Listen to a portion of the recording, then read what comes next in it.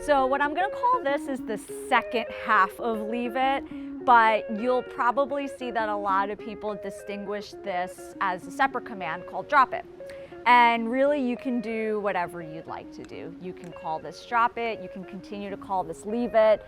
Now, me personally, my Leave It command is an overarching command of inactivity. So as I mentioned before, stay is foundational to this because I do need my dog to understand how to just stay put and stop acting on their impulses. For me, thinking about how I might practically use Leave It is out in the street. You know, you're walking your dog and there's something they want to grab, like a chicken bone, something that could be dangerous for them, and they go for it. I want my Leave It command to mean the same thing, whether that chicken bone is 5 inches from their face or halfway in their mouth.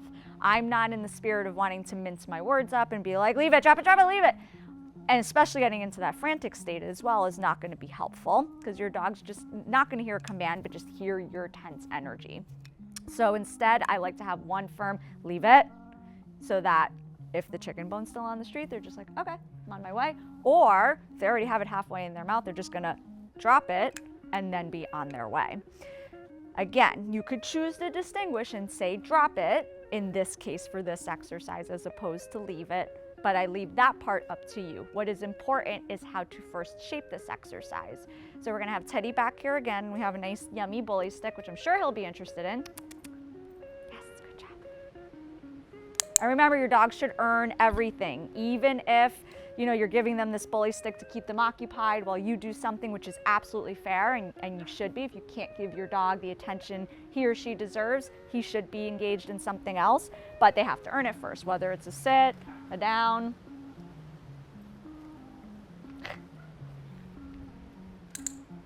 The other leave it that I demonstrated, leave it. And then you can give it to them. So I'm gonna start by holding on to it too. This will make the exercise a bit easier if you're still holding on to the object as well.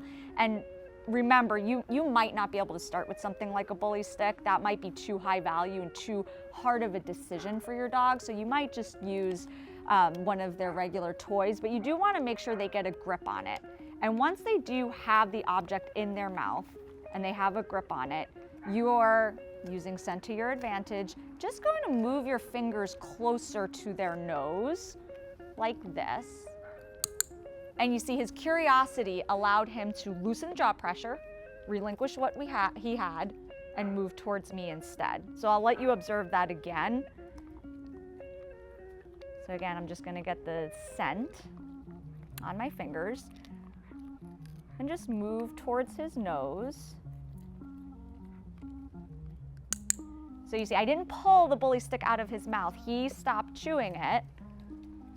And when he opened, I clicked, and then I went and rewarded. And I'll go and I'll let him have the bully stick again. You are just shaping the act of him loosening jaw pressure on your command. That's essentially what's happening.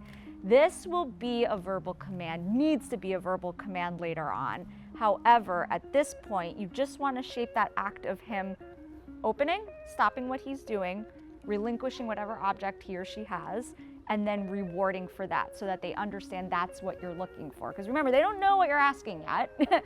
We could say leave it, drop it, all this stuff. They don't know what any of that means. We have to shape the behavior first.